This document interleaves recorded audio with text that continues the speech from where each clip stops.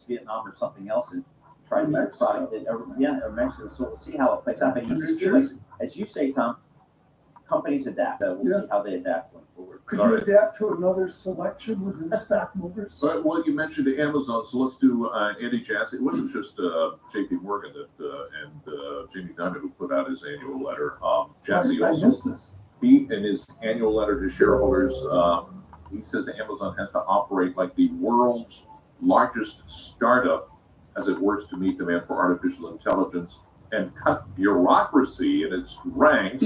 Amazon, like most of the large tech companies, they've bet heavily on AI, committing about $100 billion in planned capital expenditures this year. Yeah.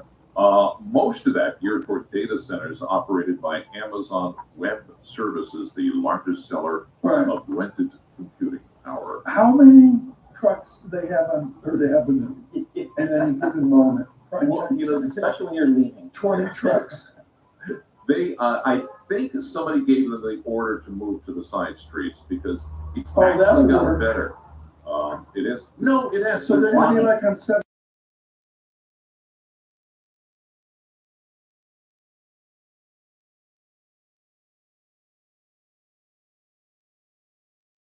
Sale of U.S. Steel to Japan's Nippon Steel. These comments at a campaign event. He said we don't want to see it to go to Japan. Stock Movers, John Tucker, thank you so much. For more conversations like this, listen to Stock Movers podcast. It has been a success. Thank you for that interest. Subscribe for 5-minute episodes on the winners and losers in the stock market out of Apple, Spotify, out of YouTube, podcasts. We're doing Mike Campbell. His guitar's $20,000 at Sweetwater. Do you think I need one? I think you do. Mrs. Keene will say, what's it cost? And I'll say, like, a Don Henley concert. Good morning. Good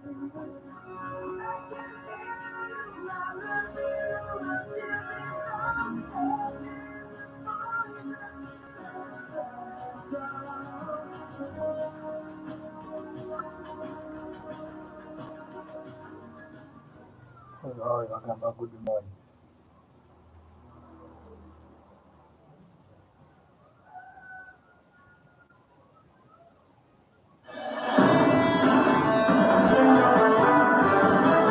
This is Bloomberg Surveillance with Tom Keene and Paul Sweeney. It's not really a Mag 7. It's an Elon 7. How can gold markets last? Give us a sense of where we are. With Lisa Mateo on market. President Trump's tariffs really brought global markets. And Michael Barr with news. Tensions between the U.S. and China have heated up even more. The best in economics, finance, investments, and international relations. This is Bloomberg Surveillance on Bloomberg Radio. Good morning, everyone. Tom Keene, Paul Sweeney, Michael Barr, Lisa Mateo. Lisa Mateo on assignment with Bloomberg Daybreak. John Tucker trying to be as cheerful as Lisa Mateo down in Flames. Thank you, John Tucker, for joining us today. The stock movers just did. I was tearing up. Tom, you've been asking where Analog is. We found her.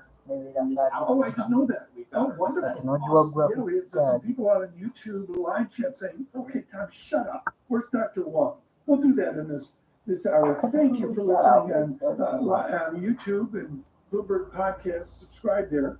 Out on YouTube. And one of the big bonuses is live chat, which is really actually pretty informative. One guy said today, enough of Duke talk. Yeah. So we're doing UNC in this. Okay. Morning, we're brought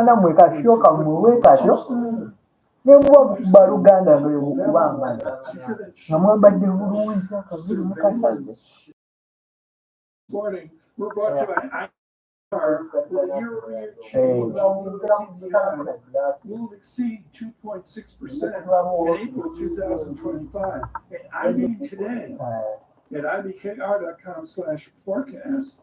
Last trading day for this contract is May at 12th. Bigger and broader gold out near record highs. Really bumpy stuff. 32.01. The traded high up $60 on gold. 92% gold. Bitcoin, a little red on the screen. There are futures at negative 101 in the Dow. Futures just near negative 600. From the Interactive Broker Studios of Bloomberg Business Flash. John Tucker. All right, it looks like tariff concerns still in the driver's seat for markets. Dow futures down 562 points, a decline of 1.4%. The S&P futures down 103. That's down 1.9%. The Nasdaq futures 466 points lower. That is down 2.4%. Of course, the economic news this morning: underlying inflation unexpectedly cooling in March. A CPI, when you strip out food and energy, increasing 0.1% from February, the least in 9 months. 2-year, which is more policy reactive, that is down 7 basis points right now, 383. And Fed rate cuts in June nearly fully priced in as the 2-year drops there.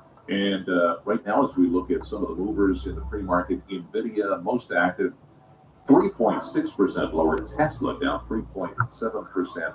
And right now, Apple is down 4.2%. We check the markets for you all day long, right here on Bloomberg Radio. I'm John Tucker, and that's your Bloomberg Business Flash. Paul and Tom. John Tucker, thanks so much. Our interview of the day on fixed income, without question.